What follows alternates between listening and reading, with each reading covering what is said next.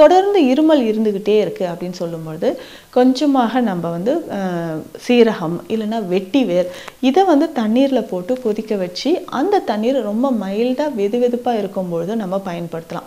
So வெதுவெதுப்பான அந்த தொண்டை பகுதியில் இருக்கக்கூடிய அந்த உஷ்ணம் குறையிறதுக்கு, வறட்டு இருமல் தொடர் இருமல் குறையிறதுக்கும் இந்த தண்ணீர் நமக்கு பயன்படுது. இந்த சீரகமோ இல்லை வெட்டிவேரோ பயன்படுத்தும் பொழுது இதனுடைய ப்ராப்பர்ட்டி என்ன, இந்த வெட்டிவேரே நமக்கு தெரியும் உடலுக்கு குளிர்ச்சி தன்மை தரக்கூடியது.